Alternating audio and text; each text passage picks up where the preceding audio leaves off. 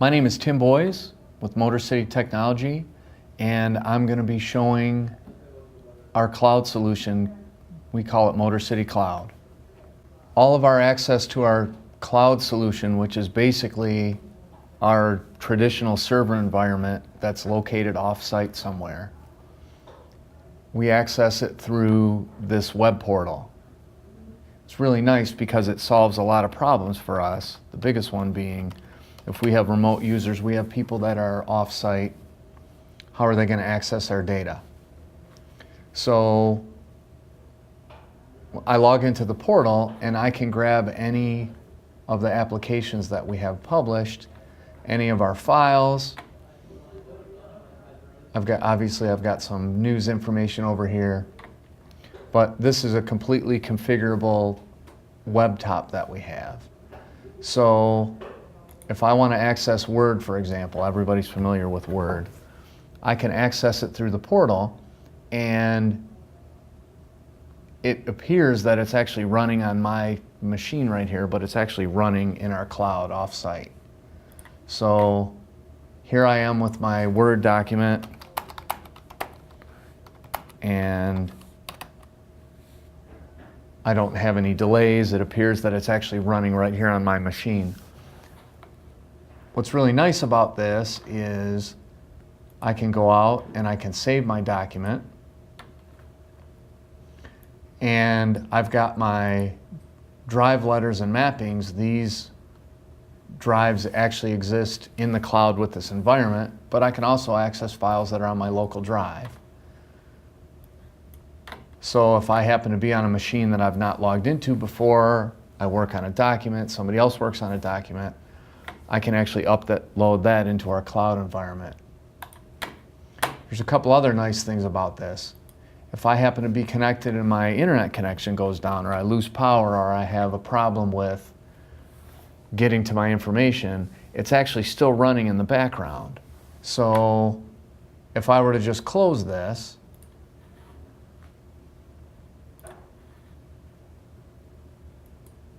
this is still running.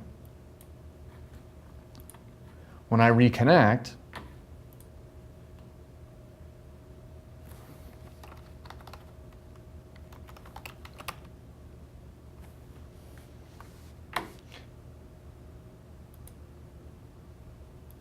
this can tell that I've got sessions open, that I've got these applications still running.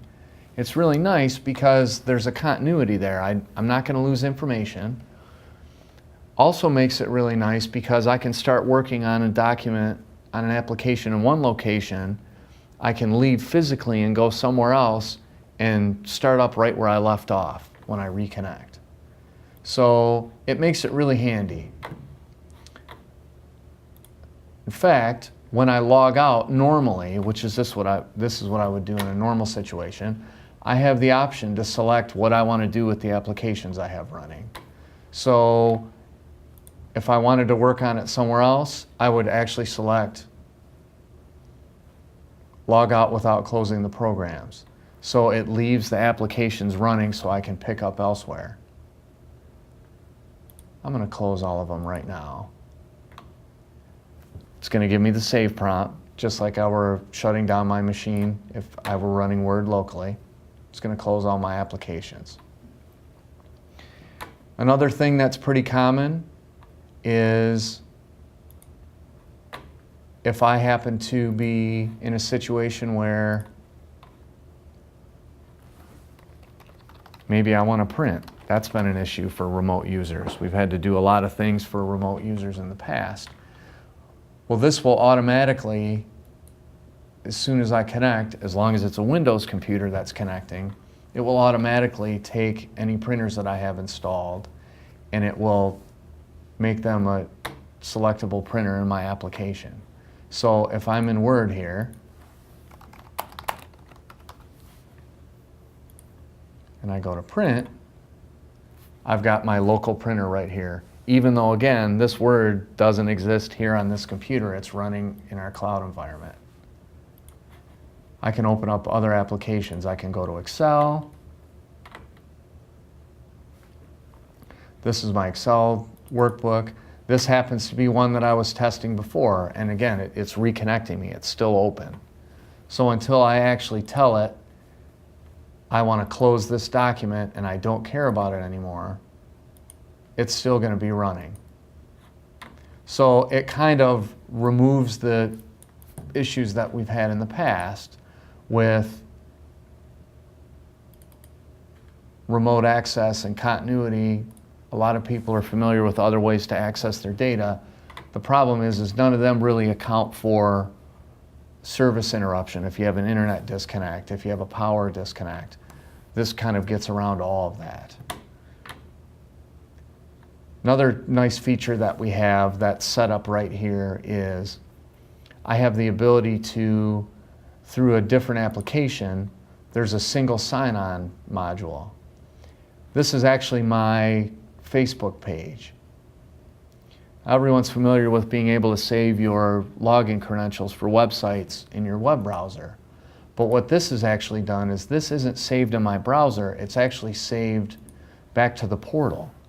So anywhere I log into this portal and access Facebook or any of these other apps that I have web logins saved, it follows the portal. So I can store those credentials in the portal and I can access that information anywhere. So if I had a LinkedIn login, if I had a Facebook login, if I have GoToMeeting, any of those things, I can create other pages as well. I don't have to remember those passwords, and I don't have to have them stored on individual machines that will follow me. It's kind of nice. I can directly access hosted files from here. So if I were to go and grab information that I had sitting out here, I can select it right from this portal. I actually don't have any files sitting out here right now, but this is actually accessing far away in the cloud data, but it appears that everything exists right here. This looks like a familiar Windows Explorer where I can go through and look at drive letters, but none of this information exists here, it exists in the cloud. So this gives me the ability to manipulate files, and again, I've got my local drives here. I'd be able to copy files back and forth. If I had, for some reason, a file in the cloud that I wanted to pull down here, I can do that. I also have a lot of good information here as far as things that I can customize. So let's say, for example, that I decide that I don't want this boring homepage for my portal. I want to add some information that maybe I can have some fun with. Like I want to play a memory game, or I'm a Garfield fan and I want to have the Garfield comic on my portal page here. Or I decide that I want to get some financial information, so I'm going to put my stock portfolio here. I can do all this.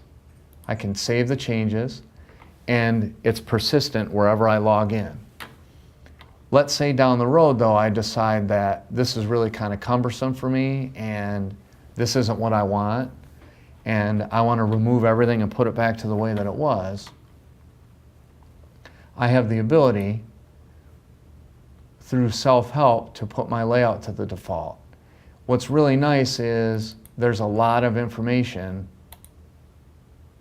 available through the self-help, and see it put it back to the default, where even users that don't have a lot of experience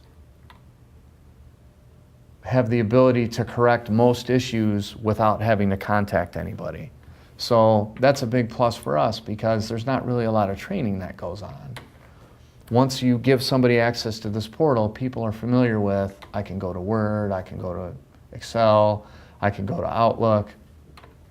Also, this is kind of a neat one, and this is kind of a hard one to follow, but I'm going to open a hosted browser.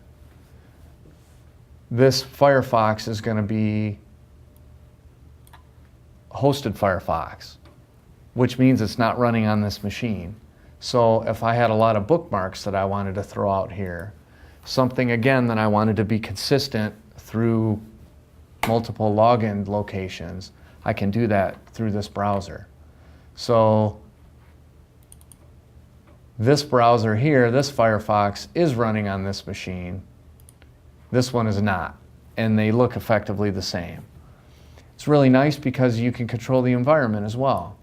Things like somebody gets a virus, somebody gets some spyware. In the past, it was hard. You'd have to clean the machine, you'd have to clean the browser. A lot of times you'd find yourself in a situation where you'd have to reset settings to the default, and we can control this environment completely. So anything that we get into the hosted browser now is accessible anywhere, and we don't have to worry about those kinds of things. Viruses don't really exist because everything's not running on this machine, they're running far away on a server. So although I suppose there's some possible way that somebody would figure out how to get a virus on here, the typical scenario where someone loads something locally on their machine and it affects their machine and maybe other machines on the network, it doesn't happen that way because the applications aren't really running on this computer.